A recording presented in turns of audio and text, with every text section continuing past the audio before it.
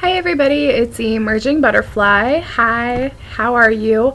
Hi to all my subscribers. If you haven't subscribed, subscribe. I am doing my 2-week post-op update. Today marks 2 weeks. I had my vertical sleeve gastrectomy done on March 11th, 2013 at 7:30 a.m. My beginning weight was 114.3 kilograms.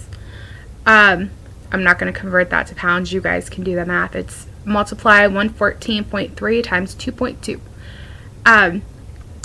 Anyways, sorry about that. It's an embarrassing number. Today at 2 weeks out, my number is 108.3 kilos or 238.2 pounds. So, I'm down, I believe, right around 6 kilos. Awesome. It's great. The weight loss is great. There are a lot of emotional things, though, that nobody warns you about because, obviously half of these doctors have never been through this. I'm getting really depressed. My sleep schedule is all out of whack. Menstrual cycle, I know it's a little TMI, all out of whack. I'm starting to break out almost like a teenager. Hormones are crazy right now. I am moody as all get out. I actually broke down at my doctor's office today and told them that I regretted my surgery and that I just wanted to be normal again. And they told me about 2 to 4 weeks is when people hit this stall right here, where everything just feels like it's not worth it. And I'm telling you, it's a very hard thing to go through, but we'll all get through it. It happens. It's part of the journey. Obviously, the tool is working, so, I'm just waiting to get through this, hoping to work my way through, because right now, I'm feeling in a really low place. I have a neck now. There are obvious changes happening to my body that I can definitely tell, but it's still really hard to appreciate the weight loss because it's still one of those, in your head, you're still the same size. And, the food was, the ultimate thing, and to be normal. Well, where I wasn't really normal. So it's really hard to try and teach myself and, keep reiterating that I wasn't normal. It's not normal to sit and eat and eat and eat all day. That's not normal. And I keep, mourning food. I'm grieving food right now, and it sucks. It's almost as bad as having, withdrawals. That's almost what it's like. Like how people, drug abusers have withdrawals. That's what it feels like. It's almost like I'm in my detox phase and I am freaking out. Being 2 weeks post-op, the way my program works is you do a 2-week full liquid diet pre-op, and then you're on the full liquid diet 4 weeks post-op. I'm on week 2. So no purees. Like we had mentioned, my nutritionist, had mentioned purees starting this week. Well, no such luck. She said if I wanted to start with mashed potatoes, I could do that next Monday. But until then, I'm still on full liquids and they're getting old.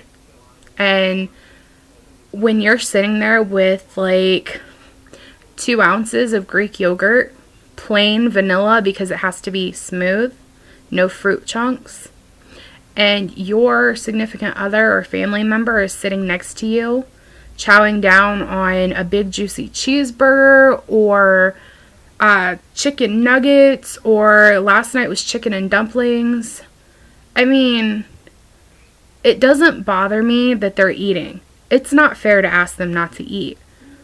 What bothers me is not being able to have something as satisfying, or not have something as savory tasting, I guess, And then they tell you, oh, well, you can add flavors. You can add like the Crystal Light packets. And I don't want that shit. I don't even know how else to put it. I want real food. I want the real flavor. I don't want what somebody put in a packet and thinks it ought to taste like. I want real flavors. And cottage cheese doesn't taste good anymore. It tastes like pure salt. Greek yogurt is still good. It still tastes good, thank God. Broth tastes like salt. Your taste buds change so much after surgery.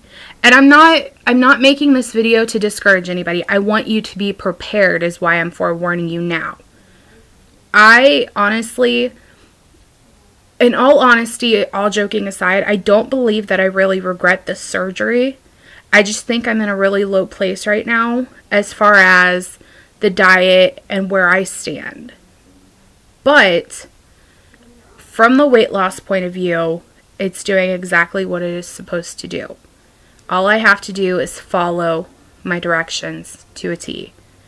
That's the hard part, because it's not just following directions. There are so many emotional elements and psychological elements to this that nobody tells you about.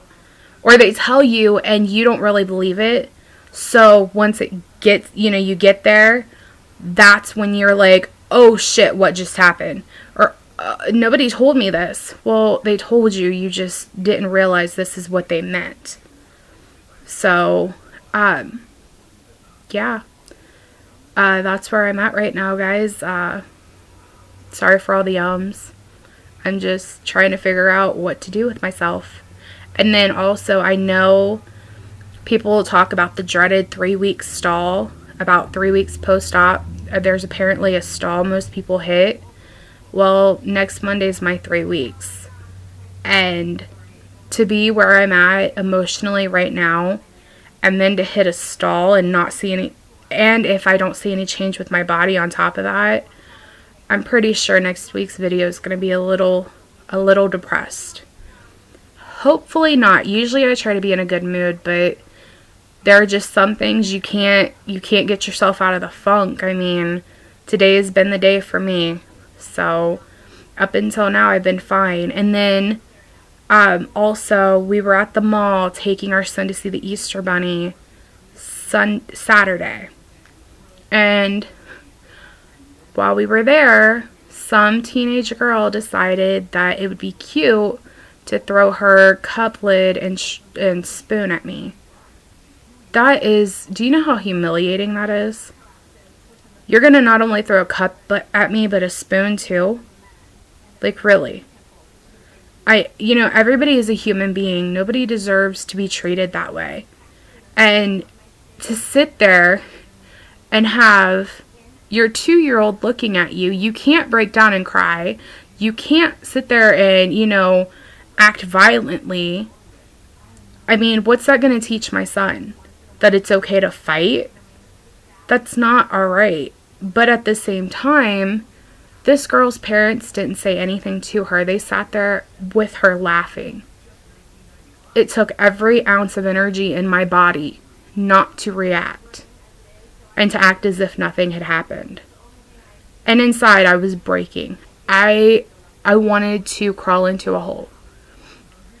So not only am I dealing with, the surgical emotions, but then you've still got, the social stressors like that happening too.